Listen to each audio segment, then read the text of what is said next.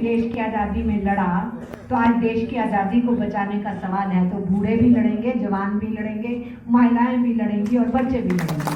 कैसे रोकेंगे? नहीं रोक सकते। इसलिए वो ऐतिहासिक आंदोलन चल रहा है, उसी के साथ साथ हम ट्रेड यूनियंस का जॉइंट मोर्चों के तहत लगातार आंदोलनों की बौछार चल रही है। तो अपने अपने सेक्टर की भी हम लड़ाई लड़ेंगे, उसके अलावा अपने राज्य कमेटियों के तहत भी हम लड़ेंगे और केंद्र की ट्रेड यूनियनों की तरफ से आह्वान आएगा, उन लड़ाइयों को भी हम आगे बढ़ाएंगे, क्योंकि आने वाले दिनों में यही लड़ाइयों का रास्ता हमें पार लेकर के जाएगा। उसी रास्ते से ही हम अपने अधिकारों को बचा पाएंगे, उसी रास्ते से ही हम अपने सेक्टर्स को बचा पाएंगे, उसी रास्ते ही हम अपने देश की आज़ादी को और संप्रभुता को बचा पाएंगे। इसलिए याद रखें, जब 55-56 में ये बहस की जा रही थी कि देश किस रास्ते की तरफ होगा, ये तभी से ही इस रास्ते के हक में नहीं थे जो आत्मनिर्भरता का हो।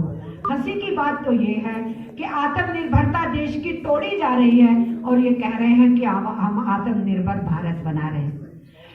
हम कह रहे हैं श्रम कानून मजदूरों के खिलाफ है, ये कह रहे हैं श्रम कानून मजदूरों के भले के हैं। किसान कह रहे हैं कि ये कृषि कानून हमारे खिलाफ है, सरकार कह रही है ये तो किसानों के भले के हैं।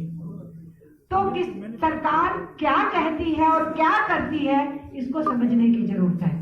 इसलिए बहुत कुछ वो कहती नहीं है, कर रही है, और बहुत कुछ जो कहती है उसके अपोजिट करती है।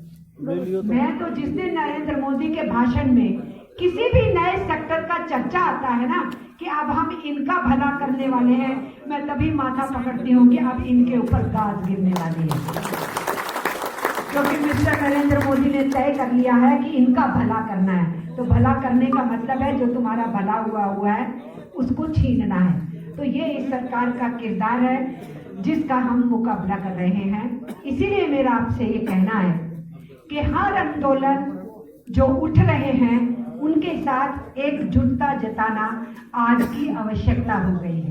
चाहे जनवाद को बचाने का आंदोलन हो, चाहे किसानों का हो, चाहे हमारे श्रमिकों का हो, चाहे हमारे विद्यार्थियों और शिक्षकों का हो, चाहे वो हमारे पत्रकारों का आंदोलन हो, चाहे वो आंदोलन हमारे कलाकारों का हो, नाटक कर्मियों का हो, लेखकों का हो। हर आंदोलन जो आज न्याय की आवाज उठाता है, AITUC को फक्र है कि वो अपने AITUC की सारी यूनियनों को बोलती है कि उन आंदोलनों का सहयोग करो, उनको सपोर्ट करो, उनको समर्थन दो, क्योंकि यही आज के वक्त की मांग है। इसको हमें अपनी बिजली फेडरेशन की जो हमारी राजस्थान की इकाई है उसकी आप कारकुन हैं, उसके सिपाही हैं, उसको भी आपको समझना होगा।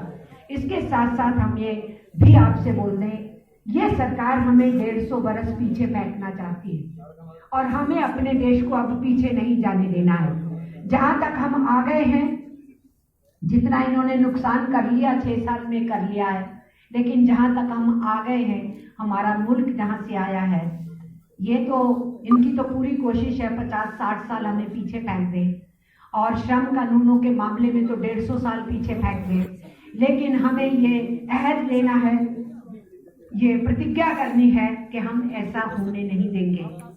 इसलिए याद रखें, जब नोटबंदी की थी उसके ऊपर दुनिया के बड़े बड़े पूंजीपतियों के जो हमदर्द हैं, समर्थक हैं, हमारे हमदर्द या समर्थक नहीं है वर्किंग क्लास के, उन्होंने भी बोला कि भारत की सरकार ने अपने पैरों पे कुल्हाड़ी मारी, क्योंकि जो मुल्क लगातार जो सुई भी अपनी नहीं बनाते थे, आजादी के बाद इतने चंद वर्षों के अंदर हिंदुस्तान बहुत सारी चीजों में अपने पैरों पे खड़ा हुआ। वो मुल्क, उसकी हुकूमत ऐसी नीतियां ले